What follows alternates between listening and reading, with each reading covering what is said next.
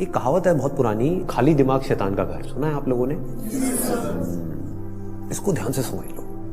आपको हमेशा अपने आप को बिजी रखना है। उसके आपको दो फायदे हैं।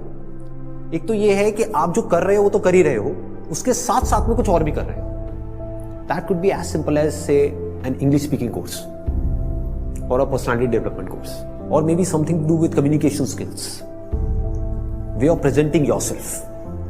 ऐसी बहुत सारी चीजें हैं जो आप आजकल ऑनलाइन भी सीख सकते हो और ऑफलाइन भी सीख सकते हो। तो हमेशा कोशिश करो, क्योंकि ये चीज मैंने अपनी लाइफ में करी है इसलिए मैं आपको बता रहा हूं कि हमेशा कोशिश करो कि जो भी आप कर रहे हो उसके साथ साथ में कुछ और भी करो। Don't sit idle. कि खाली बैठ गए ना, और एक बार खाली बैठने की आदत अभी इस एज में पड़ गई तो आगे जाकर के आपसे काम ही नहीं। आप समझ रहे हो? ऐसे बहुत सारे लोग हैं और इंडिया में तो भरे पड़े हैं। गलत टाइम पे खाली बैठने की आदत पड़ गई। अब खाली बैठने की आदत पड़ेगी तो आपका सर्कल कैसे लोगों के साथ में बनेगा? वो लोग जो खाली हैं, वेले हैं। अब वेला आदमी क्या करेगा टाइम को पास करने के लिए? टाइम पास करेगा। टाइम पास कैसे होता है? पत्ते खेलेगा, सट्टा लगाएगा, उल्टे सीधे काम करेगा। राइट? समझ आ रहा है मैं क्या कह रहा हूं? Does it make sense? कि अगर आप खाली हो गए, चॉइस आपके हाथ में है। एक ऐसा करियर चूज कर लिया जहां पर कि आप गए, कुछ क्लासेस अटेंड करी और उसके बाद में खाली हो।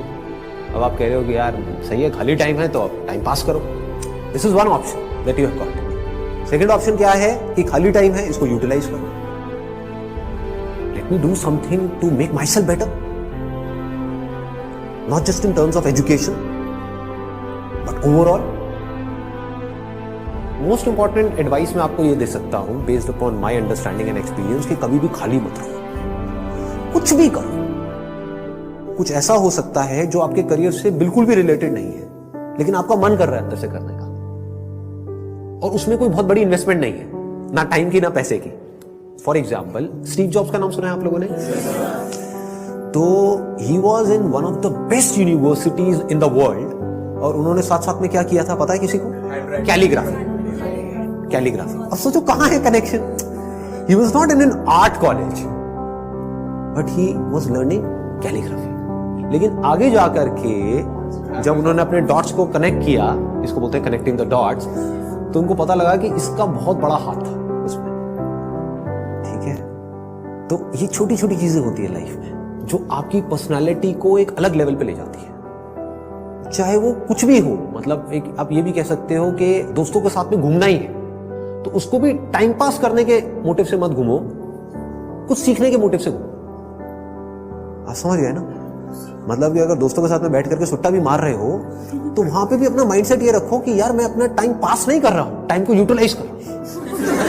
Why not? This is the way of thinking जो आपको बहुत आगे ले जा सकता है लाइफ में। बिकॉज टाइम पास इतना गंदा वर्ड है, दैट मीन्स कि आप डल हो गए। There is nothing like time pass for me in my life. Everything is utilisation of time. कुछ भी कर रहे हो, कुछ ना कुछ सीख रहे हो, समझ रहे हो कि मतलब कभी खुद ने ज्यादा पी ली या किसी दोस्तों ने ज्यादा पी ली तो देखो पी करके आदमी कैसी कैसी हरकतें करता है। समझ रहे हो? और उसकी वजह से क्या गड़बड़ होती है, कभी डंडे भी पड़ सकते हैं, कुछ भी हो सकता है। तो उस समय भी उससे भी कुछ ना कुछ सीख लो। कुछ नए दोस्त बनाए हैं अपने कॉलेज में तो वहां पर भी कुछ सीखो। तो आप क्या करोगे? आप सुनोगे उनकी बातों को, आप समझोगे, आप उनसे बात करोगे। और हर आदमी को ऐसे लोग अच्छे लगते हैं जो उनसे बात करें, ना कि अपनी अपनी बोलते रहे, है कि नहीं?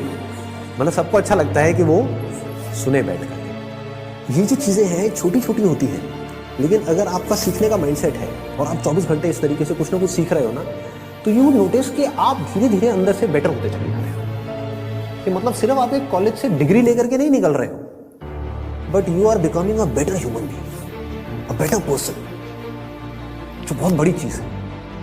एक तो है कि आप एक डिग्री लेकर के निकल तो आए, लेकिन पर्सनालिटी आपकी वैसी की वैसी है जब आप कॉलेज में गए थे, या माइनर चेंजेस आए। ये आप पूरे तरीके से ट्रांसफॉर्म हो कि आपको अगर कोई हर 1 साल बाद मिलेगा तो मिल करके क्या कहेगा? अगर वो कह रहा है कि यार तू वैसा ही है, बिल्कुल बिल्कुल नहीं बदला, तो समझ जाओ गलत ट्रैक पे जा रहे हो।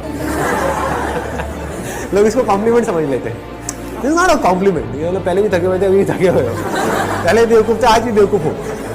मजा इसमें आना चाहिए कि कोई पुराना आकर के आपको मिले, कोई पुराना स्कूल का दोस्त आकर के मिले, वो कहेगा क्या हो गया तेरे को, तू तो बिल्कुल ही बदल गया है, तू तो बिल्कुल ही बदल गई। समझ गए? इसका मतलब आपने कुछ सीखा है, आप उससे अलग बने हो जैसे आप थे।